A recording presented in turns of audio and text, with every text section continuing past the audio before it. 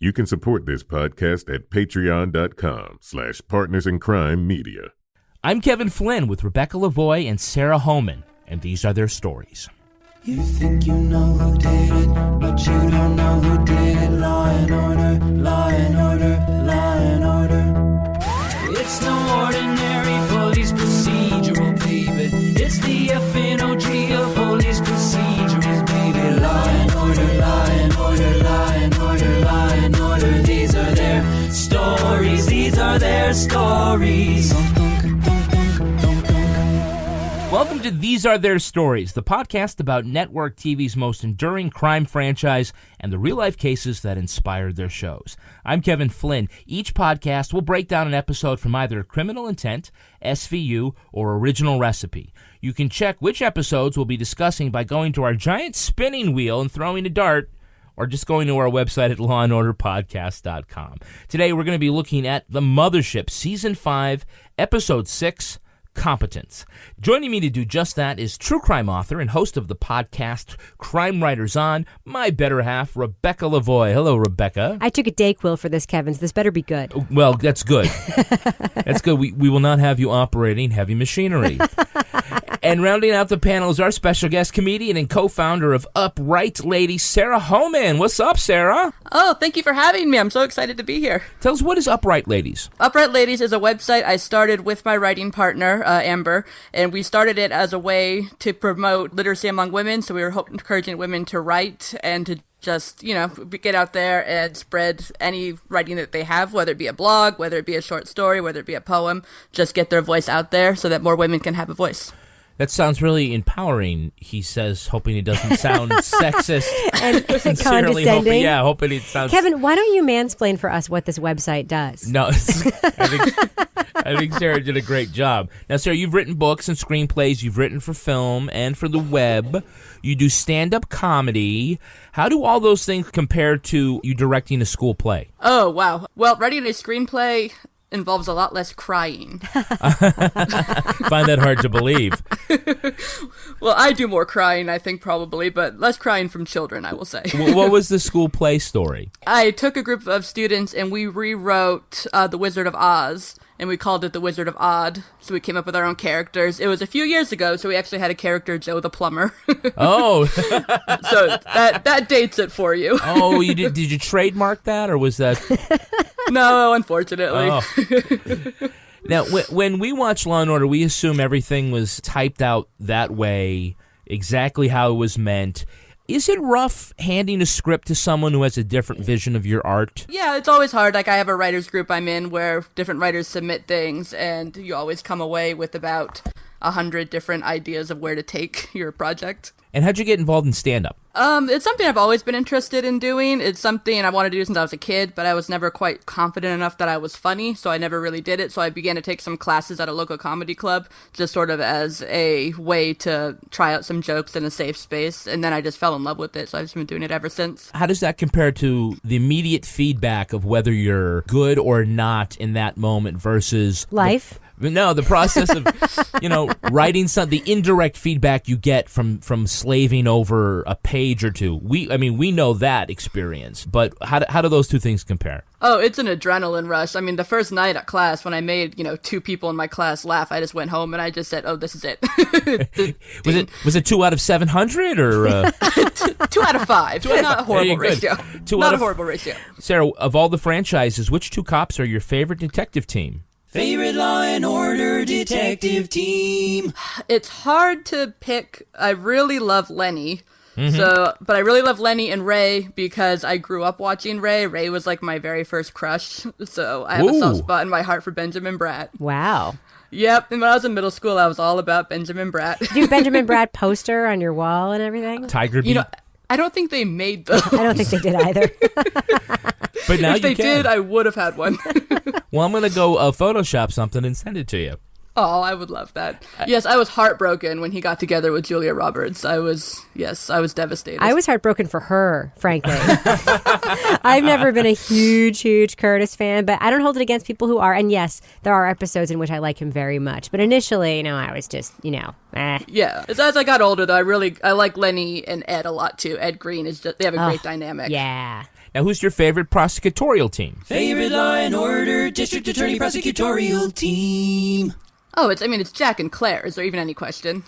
No, this seems to be so far unanimous. Well, I think Sarah D. Bunting said that she actually went for Stone and Robinette, but everybody else seems to, that just seems, I don't know, is it because the romance that we never really saw? I have a soft spot also for Angie Harmon, so I'm not 100% Jack and Claire. I love them, but I'm not willing to say they're the one and only prosecutorial team. They're not the only one. I also love Jamie because Jamie was the only one who would call Jack on his crap constantly. Right. She just didn't take anything from him ever. So I love her for that. She had that look which was just...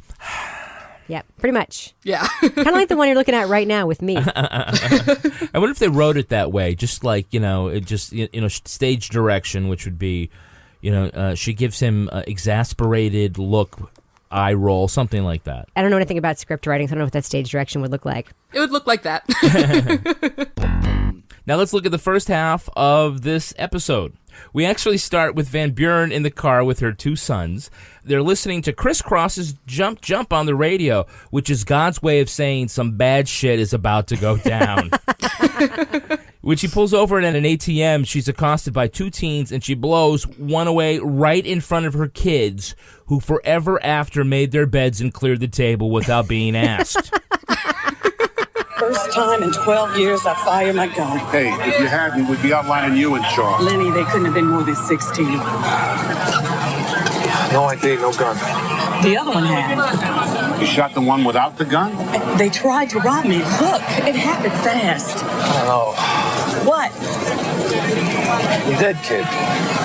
The entrance wound was in his back. The cop killed James, who was a minor, black, retarded, unarmed, and shot in the back. And the only difference from today's news stories is back then, it was still politically correct to call him retarded. That's true. Yeah, they have no problem throwing that word around. The chief of detectives thinks this is a bad shooting, and though Briscoe wants to stay out of it, Logan wants to find the accomplice and the vanishing handgun.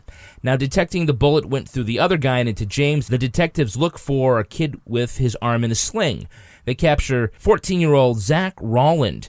He says there was no gun, and James had harmlessly asked for some money. Now, over Claire's objection, Jack hauls Van Buren in front of the grand jury and suggests race played a factor in her decision to use deadly force. America is shocked when the grand jury fails to indict a police officer for killing an unarmed, retarded black minor in the back. Though cleared of wrongdoing, Van Buren wants someone held responsible for James's death. Now, this is a rare early episode where we see Van Buren doing something more than just walking back to her desk. That's right. She has children. She has a family. She has a car. Who knew she had a car? She has a whole life. She has a husband who has a job, so she takes her kids to dinner and movies. It was really, really nice. This Van Buren-centric episode for me was a revelation. And not only because it was Van Buren, also because, and this might be like a spoiler alert, Esapatha Murkison's performance in this episode was extraordinarily good, I think. Oh, she's amazing. Sarah, what do you think about seeing Van Buren sort of in a different environment? I loved it. It's so rare to see any of the detectives or any of the DA outside of their work environment. It's one of the rare episodes where you get kind of a glimpse into their personal life. And I just like seeing that balance of her being a mom, but still being that badass who's going to pull that gun out of her purse and blow somebody away if she needs to. Again, this is one of those rare episodes where it breaks formula in its opening, where we aren't watching two people coming back from the theater bickering about their seats and stumbling over a dead body. Right. We see one of the lead characters outside of work and suddenly, or at work or whatever, and suddenly getting themselves into a jam. Getting themselves into a big jam. It's funny, I hadn't actually seen this episode for years and years, and so when it first started, I was like, oh yeah, wait, what? She just shot somebody. Like, I was really, really sort of stunned, as if I was seeing it again for the first time. And it felt very initially, and then we'll get into this later, it felt very initially timely to me. It definitely broke format, but it also felt like a little bit of like a time warp watching this episode. Yeah, it's definitely a time warp, but it's amazing how everything going on today, how timely it is. Yeah, we still have all these issues, but I love the twist of having the cop be both a woman and be black. That was such a great little twist to make the story that much more interesting and compelling. And having the chief of detectives or whatever he was. Oh, the chief is a real peach of a guy, isn't he? What an asshole. I'm sure your lieutenant's a nice lady, Logan, but that doesn't mean she should be running a squad. Well, what is it that bothers you, Burnett? That she's wearing a skirt? Or that she's black? For your information, I got A+ in politically correct. I love Afro-Americans. I love Gyno-Americans. But if one of them happens to shoot a kid for no reason, that cop's gonna get nailed. He loves Gyno-Americans. Gyno-Americans and Afro-Americans. Gyno-American. I never heard that. Tell me he made up that term. He made up that term. It's not an Urban Dictionary, is it? I don't know. But also the fact that he was determined, like a cop shoots somebody, that it was a wrongful shooting, he's going to take him down. That did not feel as timely as, as the rest of the episode to me. Neither did Jack. Like, I'm going to go to the grand jury against a cop just because that's what I have to do. That did not quite seem like it either. That's not quite what happens today, it doesn't seem. Now, race is an element in the police shooting, of course, but for the audience, how does making Van Buren the shooter change the dynamic of how we view the episode? I think the episode would only work with Van Buren as the shooter, because we have now this conflict between Logan and Briscoe, where Briscoe surprisingly kind of isn't full on Van Buren's side. He just wants to let it play out, and it's Logan who steps up.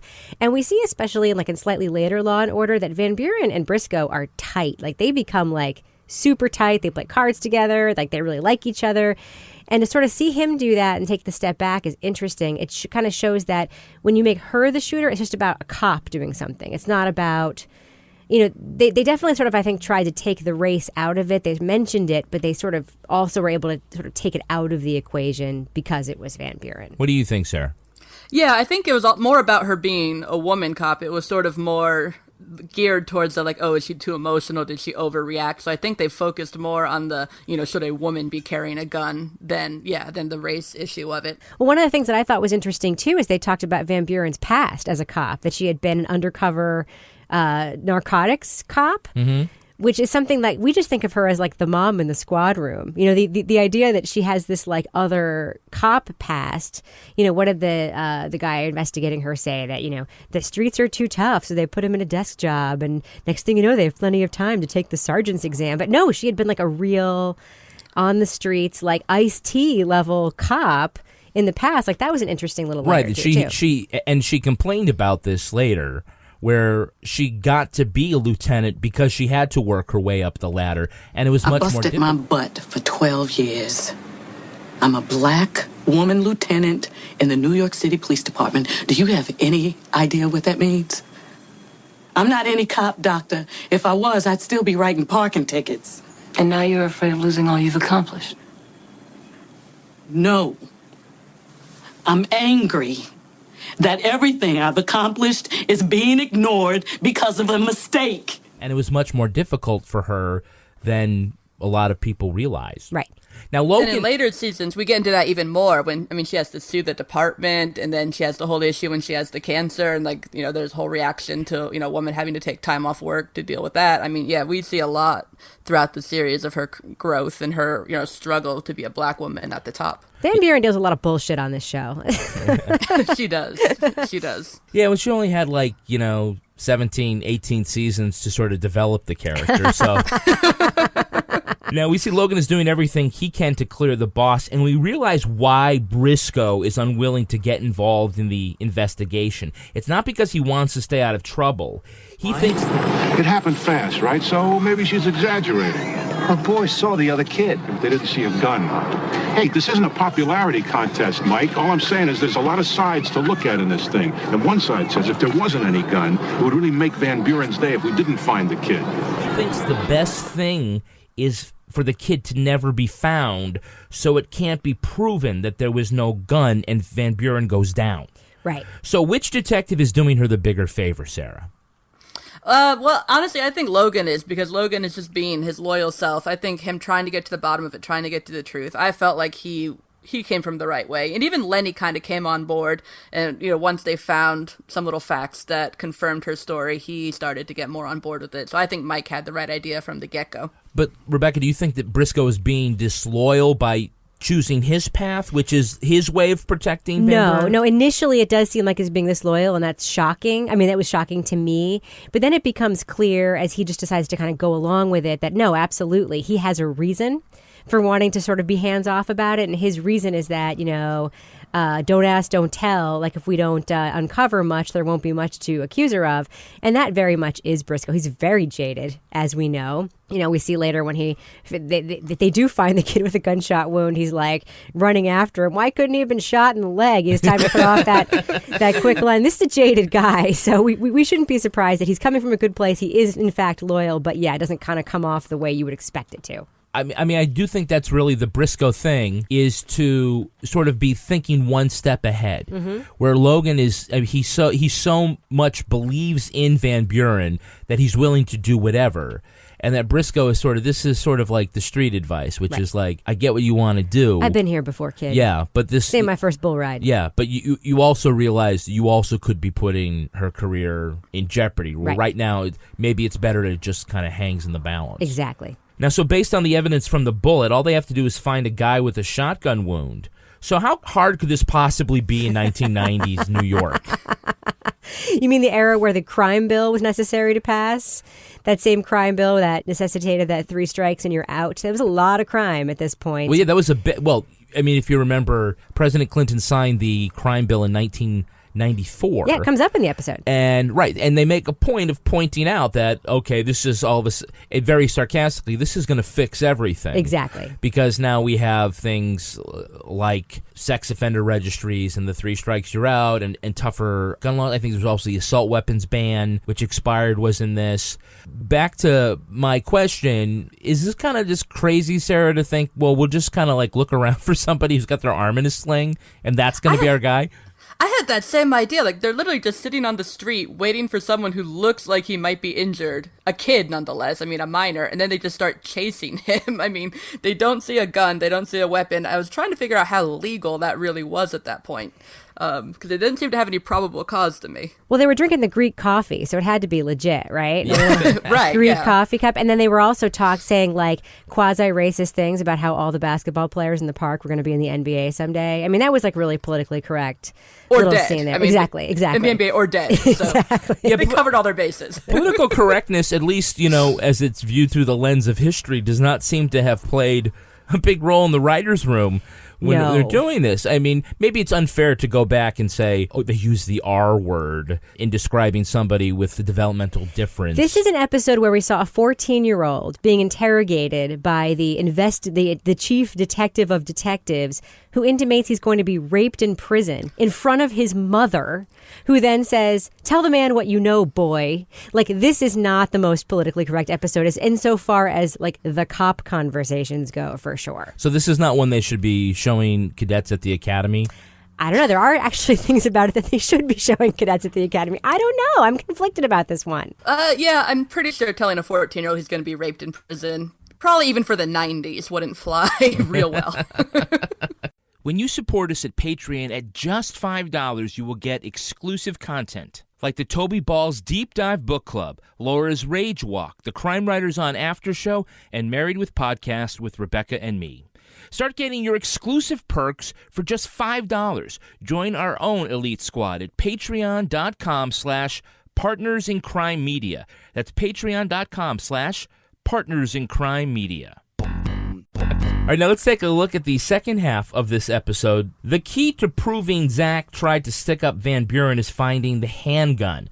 The cops question James' intellectually delayed friend Guinevere, who says James wanted to buy her a bracelet with her name on it. She also says she saw Zach waving a pistol on the apartment roof. Take your time, Gwen. It was here. You remember where he hit it? Me and James and Zach, we were here. I was scared. Well, don't be. We won't let anybody hurt you. Zach's bad. Just try to think back. When did you see the gun? After school. You were standing here? Where was Zach? I think you're getting warm, Mike. That's where Logan finds the gun in a pipe. Even if James wanted the money to buy the bracelet, McCoy argues he wasn't competent to know what he was doing was robbery, so that would make Zach alone culpable, and he gets charged with murder too. Now, the defense puts Guinevere on the stand, and her testimony makes it look like James's determination to get the bracelet instigated the holdup.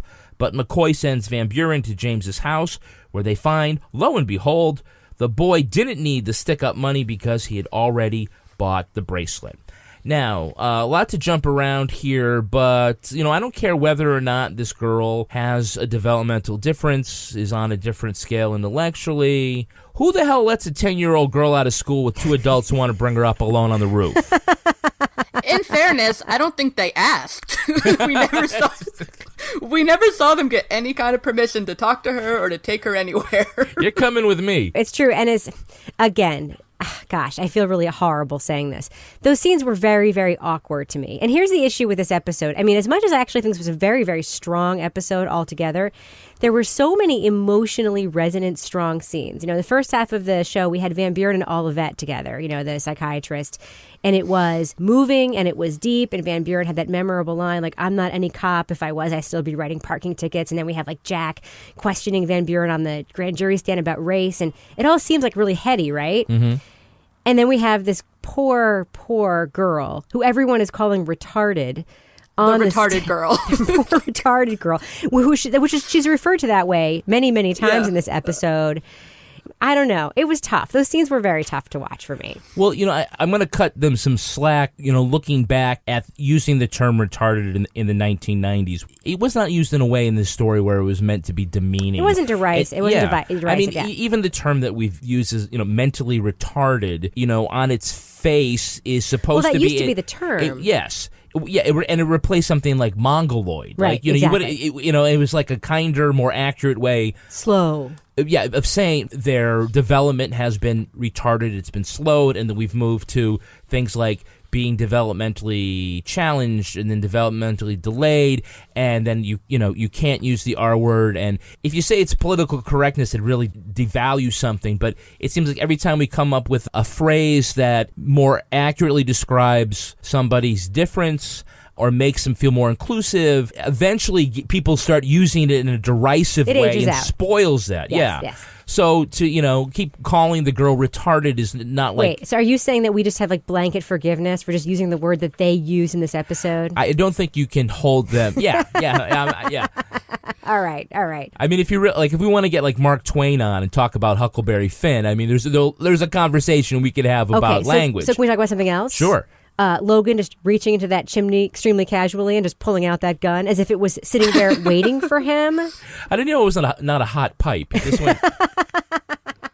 Yeah, so she agrees to go on the roof with them, which, God love her, man, but don't go on the roof with the cops without your parents around. Just don't do that, right? Am I wrong? You're not wrong. No, you're completely right. But my favorite part of that whole thing was when they tricked her by saying the boy said he had a crush on her, or she had a crush on him. And I'm like, are you proud of yourself for tricking her? Like, come on, guys. You were talking about Van Buren and Olivet, and this is really the most substantive discussion we get around prejudice in this episode, because she's talking about how hard it was to be a black woman to ascend to the position that she has, and now it has all become nothing because of this shooting. Right. And in that way, she is victimized by the system.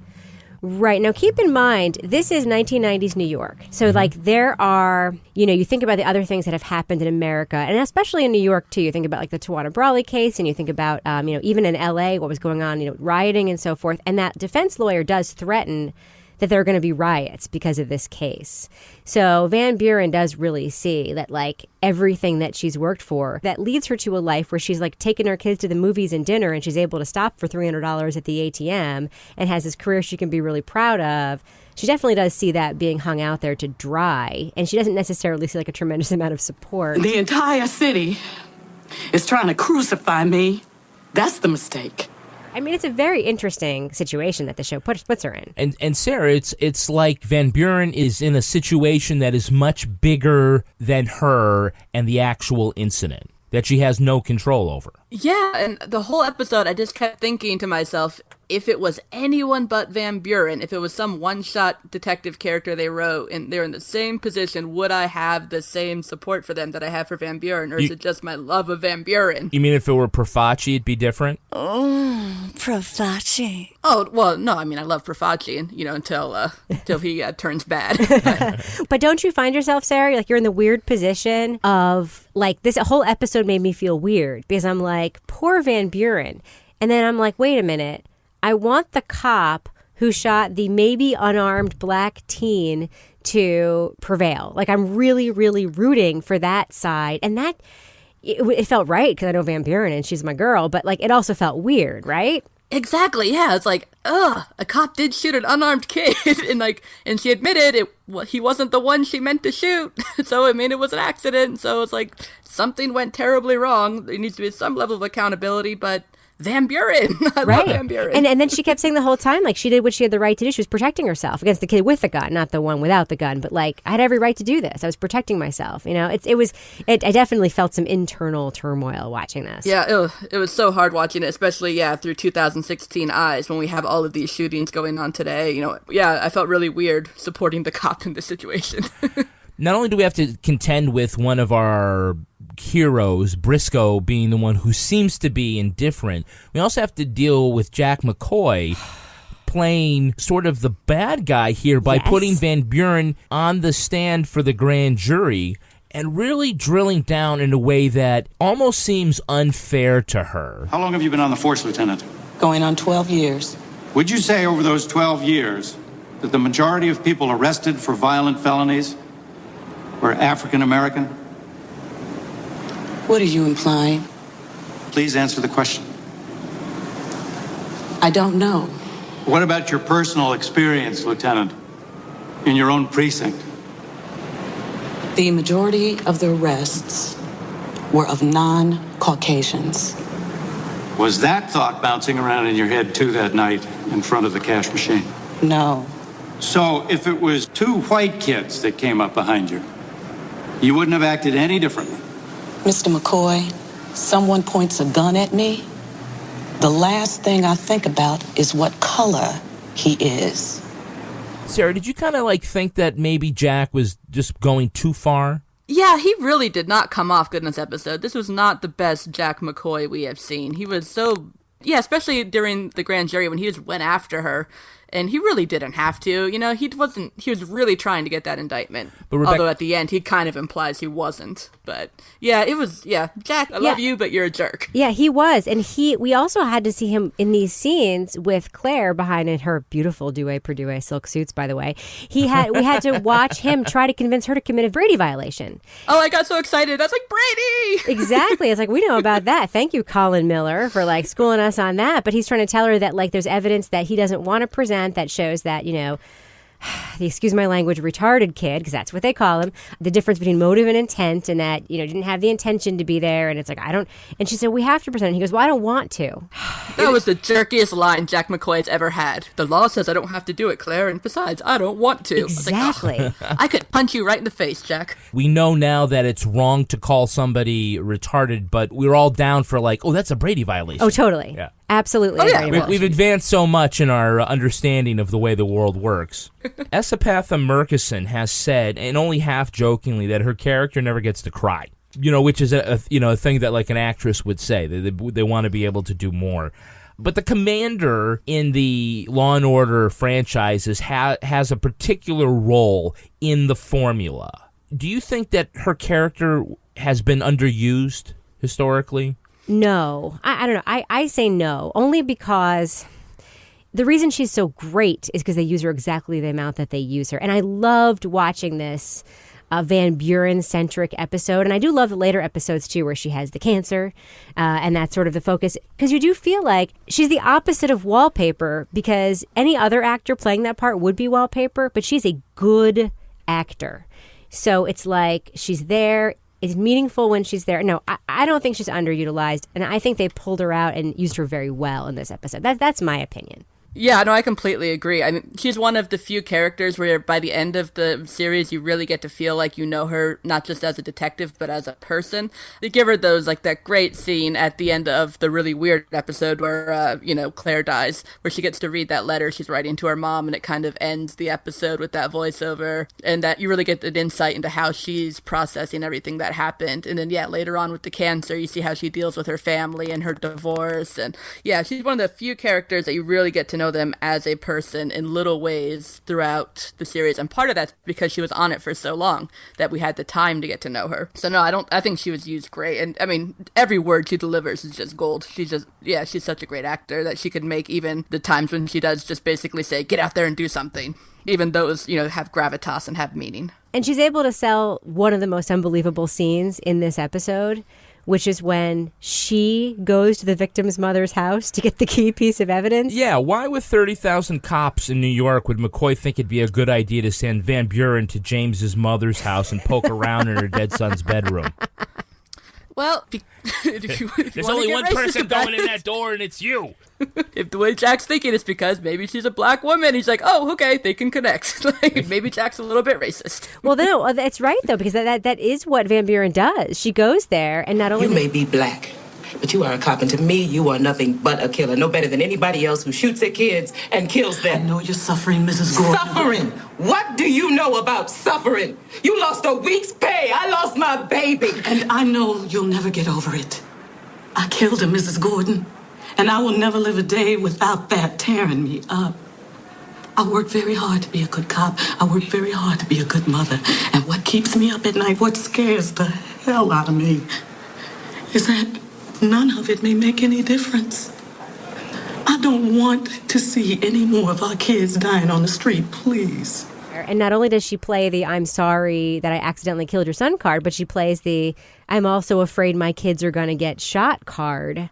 When she get, she's playing the mother card and Exactly. transitions into that, and whether or not that was what was meant at the time, today we can certainly read that as saying, black mother to black mother, I worry about my kids in the city having the same fate. Right, and to keep in mind, and I was actually thinking about this today, is that Jack said, call Van Buren, meaning because Claire came up with the idea that maybe the kid already bought the bracelet, in which case he wouldn't have had motive to be at that crime scene, right? Right. So he said, call Van Buren. Now, call Van Buren, what it actually could mean is, call her and send some cops out. She'll send some cops out to that apartment. It didn't necessarily mean call Van Buren so she will go out to the apartment. So she, I think, could have made the choice. She to go could to have that decided on her own, no, I'm not going to send Logan. I'm going to do this myself. Right. She could have. And Because that would be kind of a Van Buren thing to do.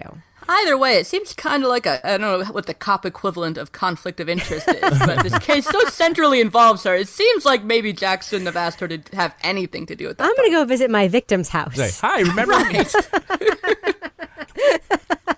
You might remember me from such scenes as your son's funeral. Oh, wow. I was never clear on that last scene. It was so good. She acted it so well, but how does locking up Zach Rowland protect anybody else? Oh, that's the other I don't conflict. understand why they went after him so hard. He's this 14-year-old kid who, he was a punk, but he messed up. It's like, why do they need to put him in jail? Please tell me you have a question about that. Do you not? Do I just have to go on my rant now? Go on the rant. Okay. This is the central conflict Please. of this episode, right, Sarah? Okay. We're just going to go on without you, Kevin. Right. So we have here... I'll be back here. Let's talk about the conflicts. We're defending a cop that shot an unarmed kid. That already feels weird, right? Right. Yeah. Okay. Then we're like, oh, you know what, though? She's Van Buren, so it's cool. It's right. And you feel like everything's cool. And then you see Jack commit this Brady violation, and you're like, oh, that's weird. And then you hear Claire, who we all agree we love, right? She's like super sexy. We love her Claire. saying like, I want to go after this kid just as bad as you do, Jack. And I'm like, wait, what?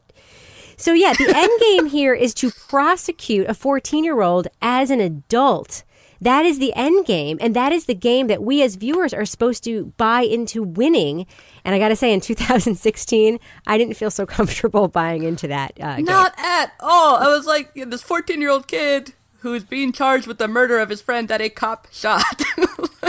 I did not get it. Years ago when I was a kid, I loved this episode, and I still love it. But the whole second half, I think what happened was the writers got to page 27, and then Van Buren gets no-billed, and they're like, oh crap, we still have a whole nother, 30 pages we need to write. Something has to happen. I always say that once we see a grand jury proceeding, then nothing good is going to happen after that. That's the end of the case. Sometimes. I don't know. I really like the grand jury proceeding in this case. There's a lot of depth in that, watching the questioning. I don't know. I love the grand jury. You also have to remember that that Jack McCoy in this episode is still new to the series. Claire's the one who stands up for Van Buren, saying she's a good cop. I've worked with her. On dozens of cases. Yes, on dozens of cases. And dozens more. And so, while we have the ability to go back and look at 15 or 16 seasons of Sam Waterston playing this character and thinking we know about Jack McCoy, you got to remember this at this stage, we really don't know who he is yet. Well, he probably hasn't decided who he's going to be yet either, right? I mean, Sam Waterston probably hasn't decided who Or Jack's maybe gonna... the writers. Maybe. Because that was, it was a dick move. Totally. Total dick move. Can I get an amen, sister? Amen. Okay. So how would this case have been different if it was still Ben Stone? I mean, Ben Stone, he would never do a Brady violation knowingly. I mean, he had way too much integrity for that. He had so much integrity. It gets me it really gets on my nerves. It really does. He would probably want to get Van Buren to Rikers. I mean, he'd be like, no slack at all. Although just because she's a cop doesn't mean she's not a criminal. Well, let's take a look at the real-life story that inspired this episode. It's time for Rip from the Headlines. You think you know who did it. You think you know who did it. But you don't know who did it. You don't know who did it. Rip from the Headlines. While drawing on many cases of racially charged police shootings in the 80s and 90s, this episode takes major cues from the 1984 death of Eleanor Bumpers, killed by police trying to enforce an eviction order. A psychiatrist sent by the housing authority said the elderly African-American woman was mentally ill, living in filth, and feared some people were coming through her walls and floors. She was 4 months behind in rent, and social services believed if she were evicted, she could be then hospitalised and treated. When they came to remove her, Bumpers locked herself in the apartment and threatened to harm them. Police responded and knocked down the door. They found the overweight elderly woman in her kitchen, naked and waving a 10-inch kitchen knife. While several cops tried to restrain her, Officer Stephen Sullivan discharged his shotgun twice. The first shot struck her hand, with which she held the knife. The second hit her chest, killing her. But a judge ultimately found the officer not guilty of manslaughter. The NYPD later paid Bumpers' family $200,000 to settle a lawsuit.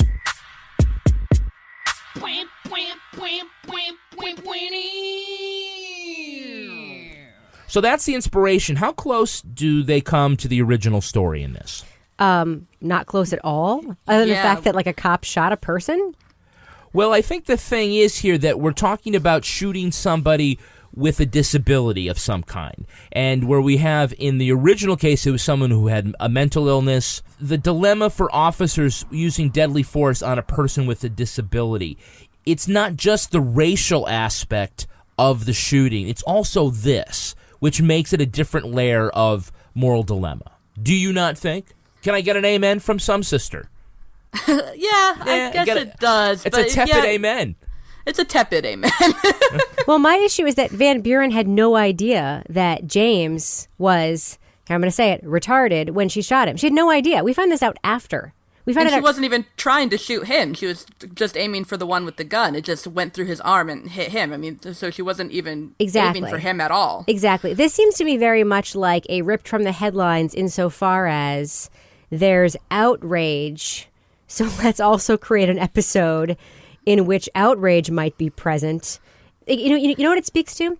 It speaks to how infrequent this situation was in the 90s when this happened versus now, whereas now the crimes so closely mirror what just happened because they kind of have to even be similar in a way. You mean the way that the shows deal with the crime? They don't take just little bits and pieces. They try to do as close to the real life. They do it a little more wholesale so you recognize it when it starts. I don't think that even if I were really aware of that news story and then watch this episode back when it was filmed, I would necessarily tie the two together. I don't know. Am I wrong there? Well, no, I never would have made that connection. No.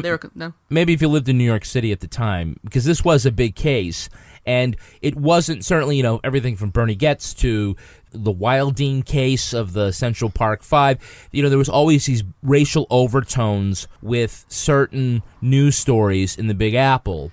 This was another one, but what seemed to make it worse in the mind of the public was the fact that the victim had a mental illness. I have a thought. Yeah. My thought is that the part of this episode that reflects that is the protracted sort of coda part in the last third of the episode, which is was he competent? Did he know this was a crime? And not motive, but what was the other thing they were sort of culpability. Maybe that was a factor in this case. That was the public argument that got played out, in the court stuff and in the news.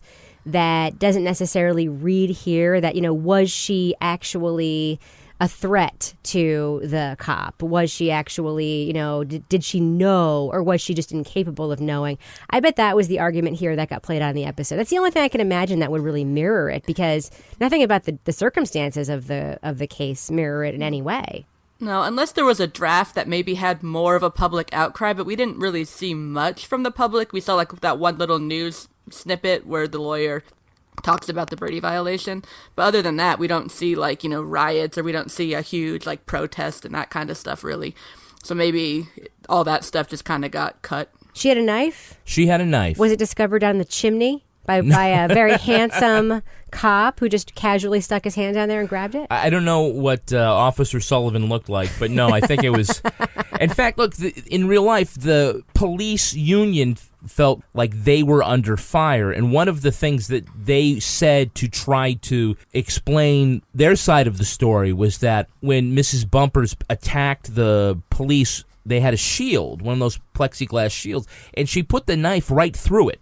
She was strong, and it was a dangerous situation for the officers. So they're coming at it from an officer safety point of view, and the public is looking at it through the lens of all the other venal and deadly sins of the New York police. Right. And so here's a place where we have the friction. Now, I think this is probably why Van Buren is the only character in Law & Order who could have been the shooter in this case. Right. Because otherwise, it would have spun out uncontrollably into the racial aspect of it versus some of the other things that they pulled in. Yeah, but they don't shy away from that stuff in later seasons of Law & Order, nor do they shy away from that in later seasons of SVU. So this was clearly the genesis of them trying that out in this particular part of the franchise. Yeah, if it had been Lenny, it would have all come back to alcoholism. So. Exactly. Or his ex. Right, yeah, his ex-wife. He shot one of his exes. That actually comes up a lot with poor Lenny. Every time he goes on the stand in any case, it's like, I hear you used to drink, Detective Briscoe. And he has to tell the story all over again. Oh, poor guy. Now, Sarah, what is still an underappreciated topic is what we're asking police officers and other first responders to do, to be the ones who engage people with mental illnesses when they're in crisis. And we're asking them to determine immediately whether their behavior is dangerous or not. Is this fair to ask our cops to do? And should we feel like we need to cut them some slack if their judgment is not 100% sharp? Suddenly I feel like I'm at the presidential debate. Yeah. Well, I definitely think it's something that you can't do without very specific and extensive training. I mean, it's something that I know I could not just get out on the street and do tomorrow if you asked me to. So I definitely think it's something, if you want them to do it, you need to make sure they have the proper training for it. I think it's the department's fault if they don't train their cops for it. I really do. Yeah, exactly. I don't think it's a 22-year-old guy's fault if he's hired by the force and doesn't know how to do it. But police departments all over the country now know that this is an issue. Yeah, and this kind of training is being instituted into modern policing. And look, there's a lot of stuff going on with police reform for agencies that want to embrace it. But this is a reality on the street that if there's a guy in the middle of the road howling at the moon, for lack of a better term, the person that's going to come is a police officer. Right. But Van Buren wasn't a cop when she was in this situation, and that's really the rub here. She was a mom getting money at an ATM before taking her kids to dinner in the movies. She was not on duty. She was not patrolling that neighborhood. She was a citizen in that moment, a citizen who happened to be armed because she's also a cop. So I'm not really sure that this very heady argument, is one we should apply to poor Van Buren in this situation. Yeah, it's a very different situation, a cop having to confront that kind of thing, and than a mom at an ATM. Yeah, so. I mean, first she was the cool mom because they were listening to Crisscross, and then she was the even cooler mom because she blew a guy away. I don't know, the looks on those faces, I don't think they thought it was cool. Oh, no, they seem poor little boys. Poor little boys. Not only do they have, the bad hip-hop, but now they also have that to remember. Sorry, I was trying to figure out which one of them was the one who's always with her when she's getting her chemo, and I could not figure out which one it was, if it was the older son or the younger son. It was the one who got the best look at the shooting. I think so.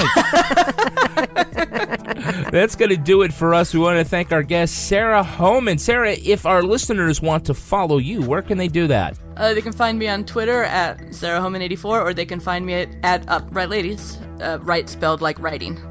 And Rebecca Lavoie, how can listeners follow you? Listeners can find me on Twitter at Reb Lavoie and also at Reb Lavoie on Instagram. And unlike Jack McCoy, My dad was not a cop. But he still would have gotten the indictment. You can track me on Twitter at Kevin P. Flynn. You can also tweet at us at Law and Order Pod. Our newsreader was Cy Frater. Our theme music was composed and performed by Uncanny Valleys. Line editing by Henry Lavoie.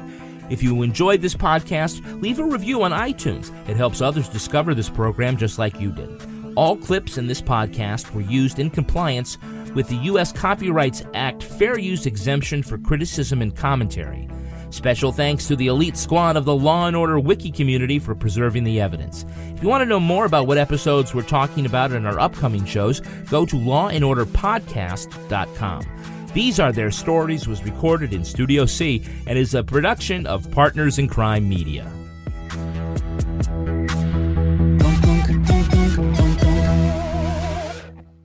Partners in Crime Media.